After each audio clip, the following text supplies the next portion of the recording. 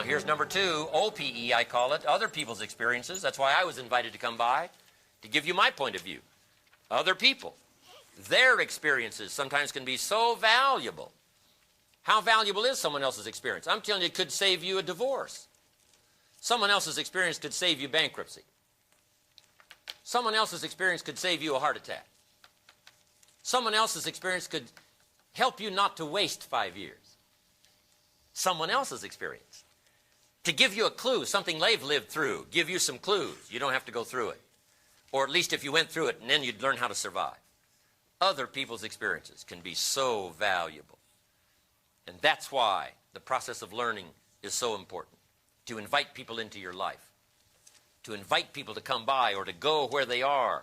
Now there's 2 kinds of people to learn from. Jot this down. Number 1, failures. You got to learn from failure. It's too bad failures don't give seminars. They would be valuable. The problem is we don't want to pay them.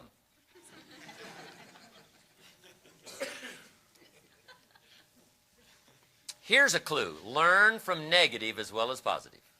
We've got to be a student of negative. We've got to be a student of failure. We must be students of evil as well as good. If a guy's messed up his life for 40 years, just say, John, would you spend a day with me? Be a valuable day. Say, I'll bring my journal and take notes. Good-looking guy like you, beautiful family, every reason to do well, threw it all away. Tell me how you messed it up. Let him talk to you for a day. I'm telling you, those notes would be just as valuable as the notes you're taking today. Because the guidance system serves 2 purposes. Number 1 is what? Avoid the dangers.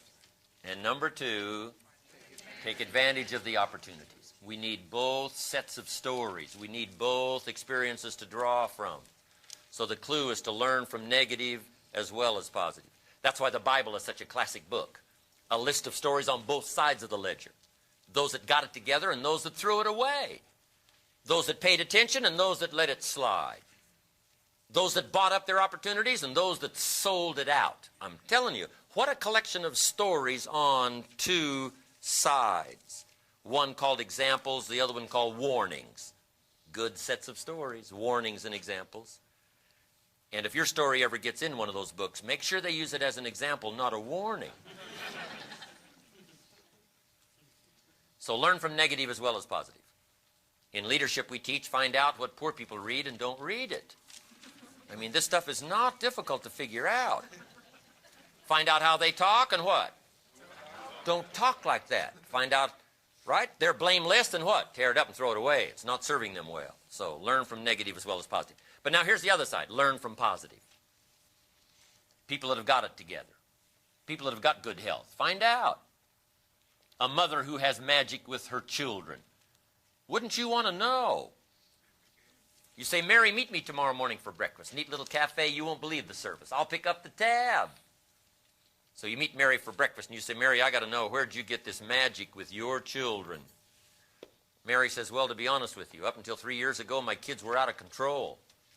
And then I read this book and I went to this class and they taught me a little 1, 2, 3, 4. And I've been practicing that now for the last 3 years. That's how come I got this magic with my children. Would that be a valuable breakfast? Would you pick up the tab? Of course. Information is always available at such a small cost. How much is a book that could save your life? Right? How much is a conversation that would just take a little time, take a little effort? Okay? From the positive side. Now, there's 3 ways to learn on the positive side. Jot this down. Number 1 is to observe. We learn from what we see. We put some of it on video so you can see it. Send it by satellite so you can see it. We ask you to come, not just to listen, but we ask you to come and see what's happening. Come and see people in action. Come and see people who've got the job done. Come and see. So, be a good observer. Here's one of the best universities available, the University of Life. So keep your eyes open all day and learn. Some people have got it together. Some people are letting it slide. Learn from that every day by what you see. Be a careful observer. Here's a good watchword between now and the 21st century. Pay attention. Watch what's happening. Don't be casual now about gathering information that can be useful to your life. Casualness leads to casualties, whether it's on the highway, the freeway, or whether it's in life. You can't be casual with your health. You won't be happy with the results. You can't be casual with a marriage. You won't be happy with the outcome. You can't be casual with a friendship. You won't like the disastrous consequences 5 years from now, 10 years from now. Come on. We must all pay attention, especially the next 5 years, getting ready for the turn, new millennium, new century, new chance, new opportunity, chance to write some new pages on a new century, in a new millennium. Couldn't have a better span of time. The next 5 years. Pay attention. The next way to learn from others, of course, is to listen. We sometimes put it on cassette so you can listen. Somebody whisper in your ear over and over again. Turn your car into a mobile classroom. Do your share of listening. Listen better to the sermon on Sunday morning. Listen to the lyrics of the song. Sometimes the songwriters are the current poets of the day. One rock and roll song says, "We're working on the mysteries without any clues." How well said of a generation. Listen to the lyrics. Listen to the dialogue in the movie. Don't just be caught up by the story. Do your share of listening. Part of the opportunity to learn is to listen well. Now, here's my last part on listening. Be a selective listener. Don't saturate your mind, consciousness, with a lot of stuff that doesn't count much. Be a selective listener. It's like tuning in the radio. You got to tune out the static, tune out the silly, tune out the shallow, right? Tune out the mundane, the stuff that isn't going to count much for your health and your life and your future, for your family and your fortune. Just shut out a lot of that stuff and tune in to voices of value. That's the key, searching for voices of value. That's what we're all about, bringing a collection of voices of value that have got something to say based on wide-ranging reputation and experience. Be a selective listener. We must teach our children to be selective listeners, not to waste most of their time on the things that don't count. That's how life gets eaten up and leaves you with just the shell and not the substance. Okay. Now, number 3 was important. Shove taught me read all the books.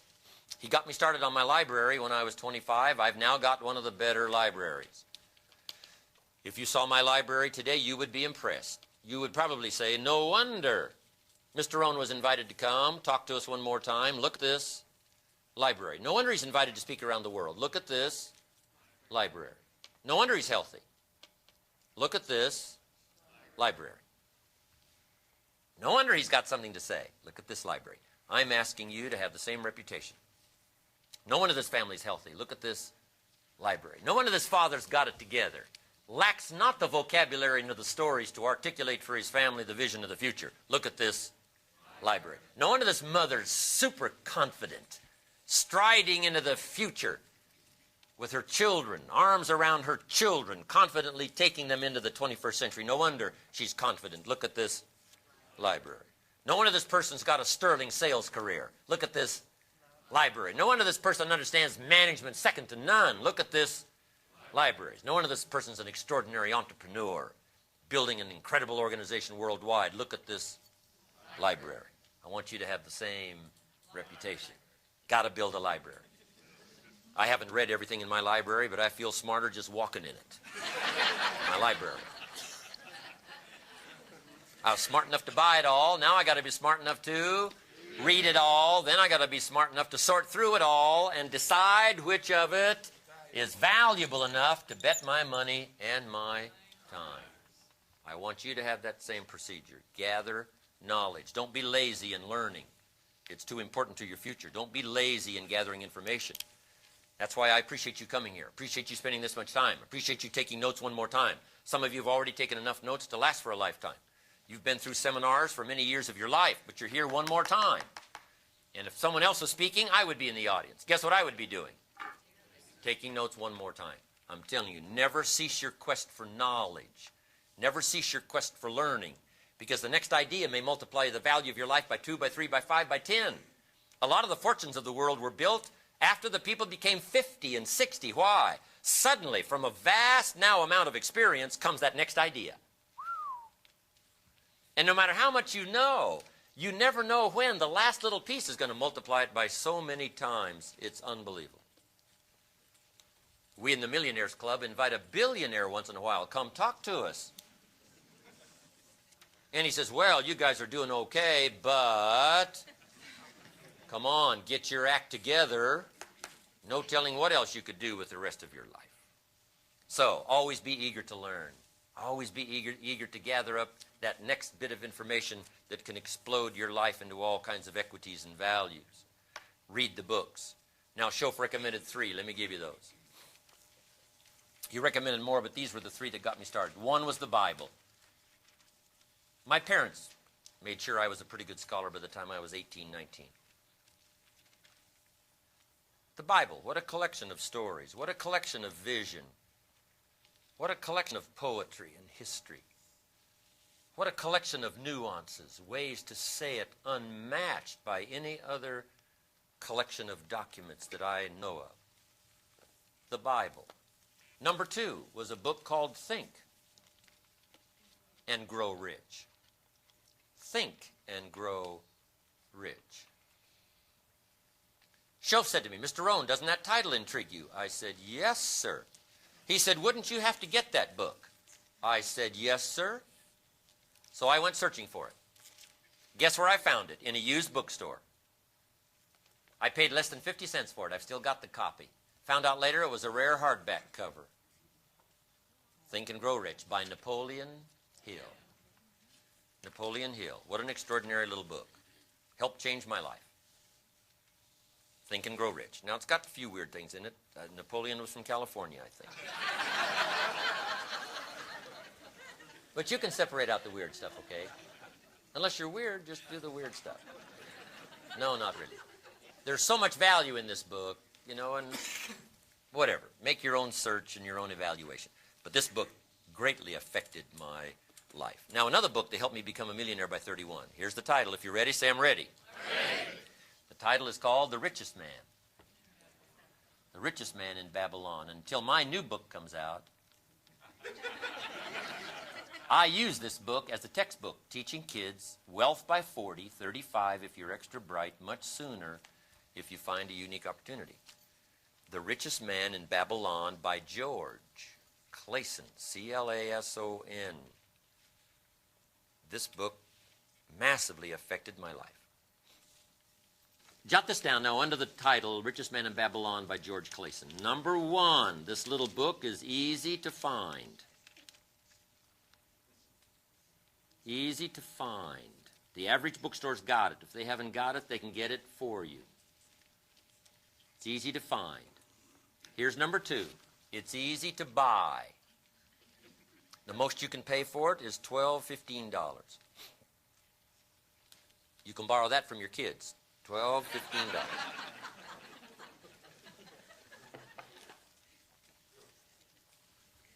Kids have got the money these days, right? Whoa. Number 3. You've already guessed number 3. It's easy to read. It's in story form. That's why I use it for kids. It's in story form. You can read it. I'm telling you, in 2 or 3 concentrated evenings, you could read this little book. If you got inspired, you could read it in one evening. Lord, I would hope some out of this audience would get inspired, read this little book in one evening. You'll never be the same. You may come back to thank me years to come. Now, here's number 4. It's easy not to look for this little book. And that's the heartbeat of my whole presentation so far. It's easy not to look for this little book. And now I've given you the answer to almost everything. Haven't you ever wanted a simple little formula that gave you the answer to almost everything? I've just given it to you. This is it. This is the formula. The answer to almost everything. Number 1, easy to find. Number 2, easy to buy. Number 3, easy to read. Number 4, easy not to look. That's the answer to almost everything. Someone says, how come my paycheck isn't any bigger? I've given you the answer. This is it right here. I used to think it was the economy. I used to say, this is all they pay. Mr. Shof said, no, Mr. Rohn, That's all you're worth. I thought, whoa. New way to look at it. I said, you know, things cost too much. He said, no, let's face the real truth, Mr. Rohn. You can't afford it. I thought, new look. He said, hey, it's not it that's your problem. It's you. And this is it. This is the answer to almost everything. It's easy not to look. I've recommended this little book now to about 3.5 million people over the last 33 years. By satellite and by every other means. Guess how many have actually gone and found this little book? Answer, very few. My best guess is about 10%. Go find it based on my recommendation. You say, well, Mr. Rohn, why wouldn't the other 90% go find this little book? Answer, we don't know.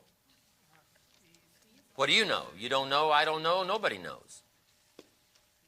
Here's my most profound philosophical statement for the day, if you're ready. Some do and some... That's how profound this stuff is. You don't need to be a technical engineer. You don't need to graduate from Harvard. This is it. Some do and some don't. In the case of this little book, about 10% do and 90% don't. That's the answer. Guess when I went and found this little book? The next day. The same day.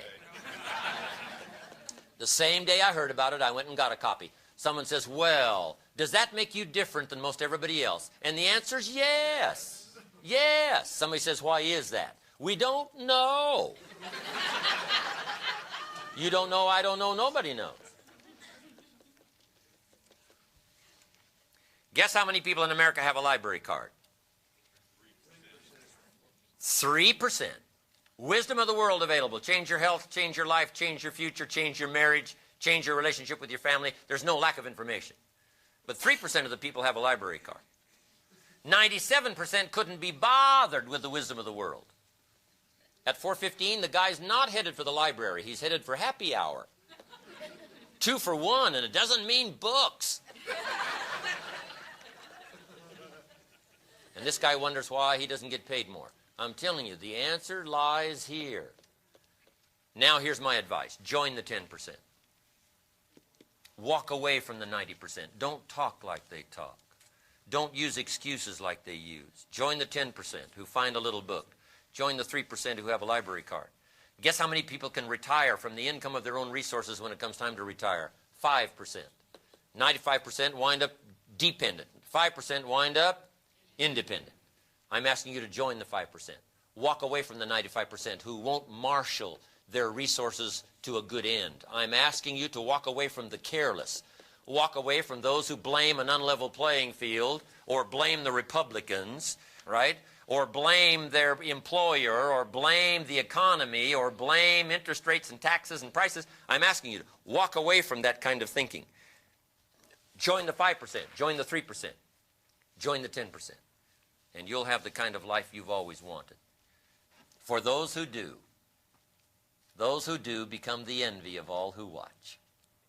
And the 90% wonder why it doesn't happen for them, and they wonder why you were so lucky. But your testimony will now be, here's how I did it.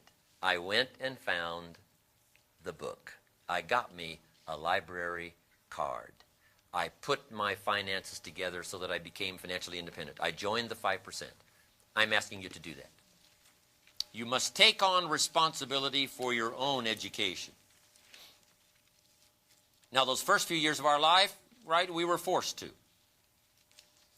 Through high school, you got to go to school. Someone says, well, I've finished school. Well, it's okay to finish school, but here's the clue. Zig Ziglar said it well. Don't finish your education. Education is a lifetime matter. Education goes on and on. The next clue can double the resources of the values of your life. Never cease your quest for knowledge. Become self-educated. That's the clue. It's like motivation. You've got to be mostly self-motivated. Life reserves all of its treasures for the self-motivated. Somebody says, boy, if somebody just come by and turned me on, what if they don't show up? I mean, you got to have a better plan for your life. Self-motivation. Now, here's the last clue, self-education. Formal education gets you a job. Self-education gets you rich. Formal education make you a living. Self-education make you a fortune. So I'm asking you to do like you're doing today. Never cease your quest for knowledge. Develop a thirst for ideas that can be life-changing, and then pass it along to your children. What's been so exciting for me, ever since I learned this stuff, I also learned ways to pass it along. At first, I passed it along to my employees. I passed it along to the people who worked for me, and some of the people that I knew in my neighborhood. But then, when I was invited to step outside my little comfortable environment of my corporate world and step out to the public like I'm doing today and share it with an audience outside, that's when my life took on a whole new dimension. And there isn't anybody here who can't share. Recommend a book. Quote someone a poem. Give someone a dialogue from a movie that causes someone to think. Quote the lyrics from a song. Give someone the benefit of just a minute or two of your experience. It may be a light in a dark place that'll help somebody to walk out of the shadows and into the sunlight. Hi, Darren Hardy here again. So, now that you've completed the first Foundations for Success module, I'd like you to answer this question honestly. Have you ever felt like you've been constantly battling against the wind, only to have it blow you onto the rocks time and time again? Listen, everyone faces disappointment, uncertainty, and plain old bad luck. But as Jim said, the difference between those who let the wind knock them around and those who successfully navigate the storms is simply the set of their sail. No matter what kind of waters you're currently sailing on, I want to congratulate you for embarking on this journey. By doing so, you've started to move away from the 95% of people who are content to let the wind take them in just any direction. But now, the real work begins. What adjustments do you need to make to your own sail? It isn't enough to just listen to what Jim has said. You need to be an active participant, the captain of your own ship. Take some time to look over your notes in your workbook and reflect on what changes you might need to make to your own personal philosophy. Sometimes a minor adjustment is all that is needed to achieve major results. Of course, sometimes it takes a major adjustment, and that's okay too, as long as you make it. If you need to expand your library, do it. If you need to practice or develop a new skill, do it. If you need to buy someone dinner and ask them a list of questions about how he or she has achieved success, do it. As Jim said, take responsibility for your own education. If you do, you'll be setting a new course, joining the 5%, the 3%, dare I say the 1% of people who don't care which direction the wind blows because they know how to set their sails.